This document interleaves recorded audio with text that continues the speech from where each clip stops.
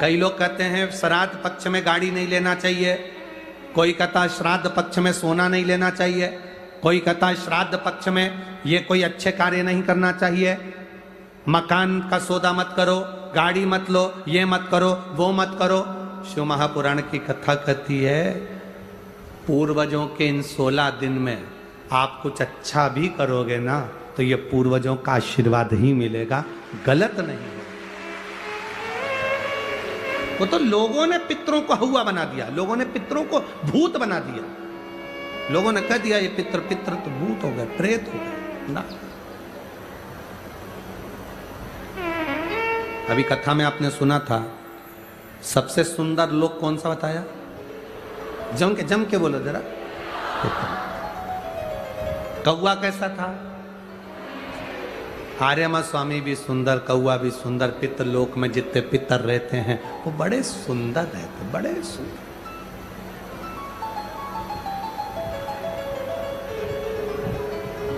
बड़े सुंदर। शिव कथा कह रही, भगवान शंकर का संवाद कर रही। पार्वती मैया अपने नानी जी के यहाँ गई। जैसे ही पहुंची पार्वती मैया पितृलोक में,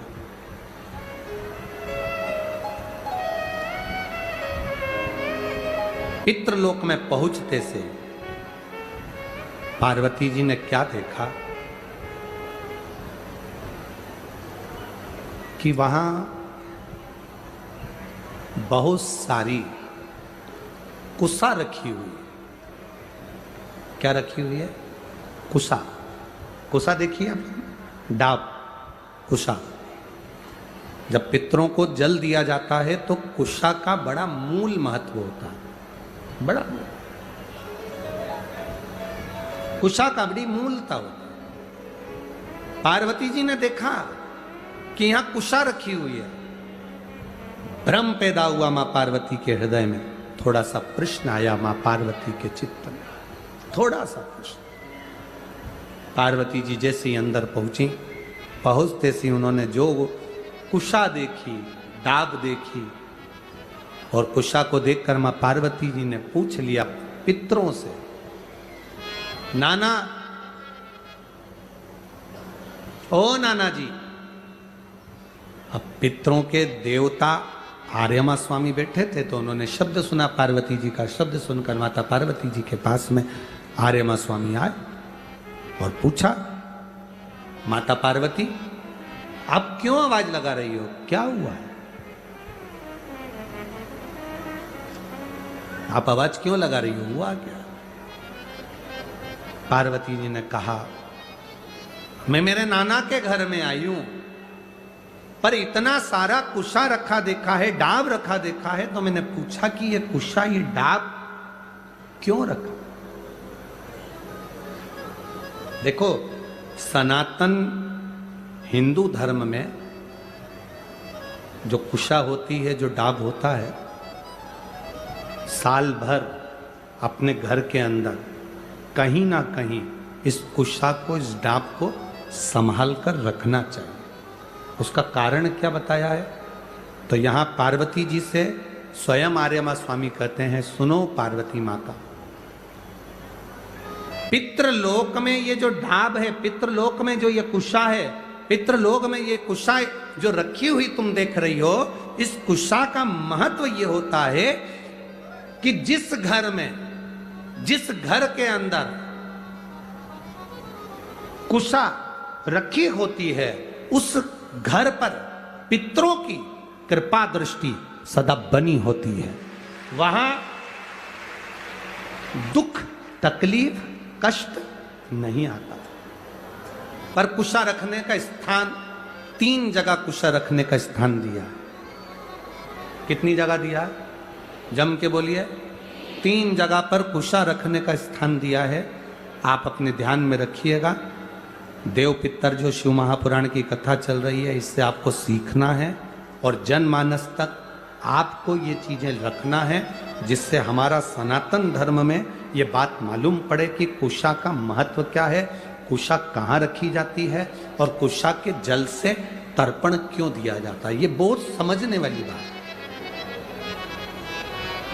तीन जगह पर कुशा का महत्व बताया गया कि कुशा को तीन जगह पर रखा जाए। पहला,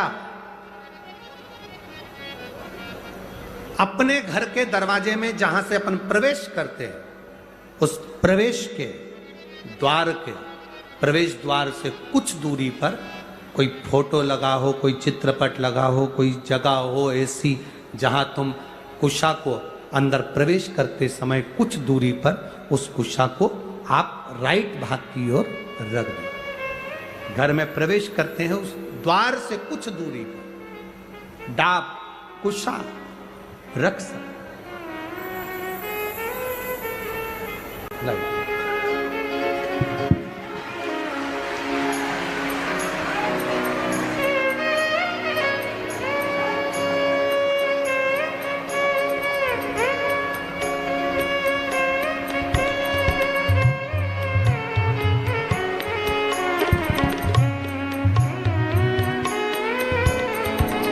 एक बार देवादिदेव महादेव का जय घोषारा। ये दो बालक बाबा की कृपा से कई वर्षों के बाद हुए। एक बार जोरदार ताली बजाएं।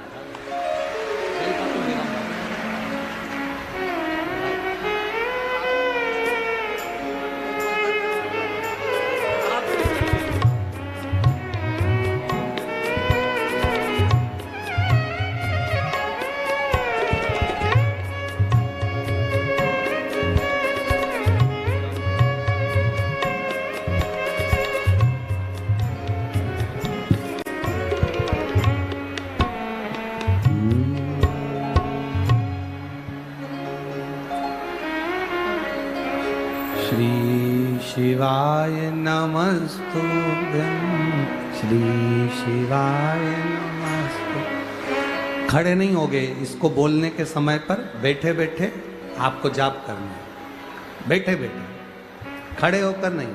श्री शिवाय नमस्तुभ्यं, श्री शिवाय नमस्तुभ्यं,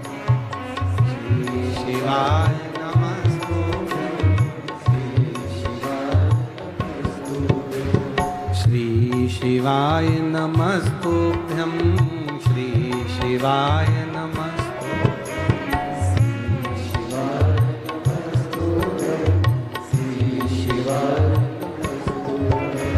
श्री शिवाय नमस्तुभ्यं, श्री शिवाय नमस्तुभ्यं,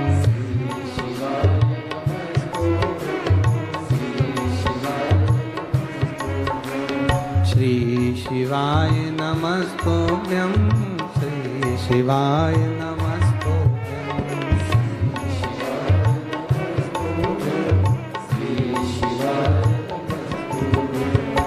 श्री शिवाय नमस्तुभ्यं, श्री शिवाय नमस्तुभ्यं, श्री शिवाय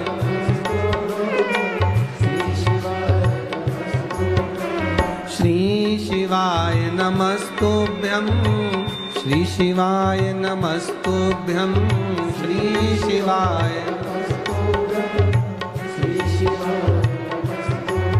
ओ श्री शिवाय नमस्तुभ्यं, श्री शिवाय नमस्तुभ्यं,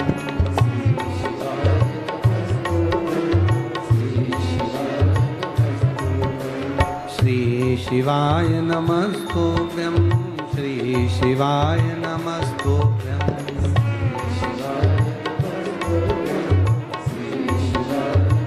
हर हर महादेव। भगवान शिव की कथा कर रही है। डाब को, कुशा को तीन जगह पर, पहला द्वार से अंदर प्रवेश करते समय सीधे हाथ पर कहीं पर भी रख सकते। दूसरा,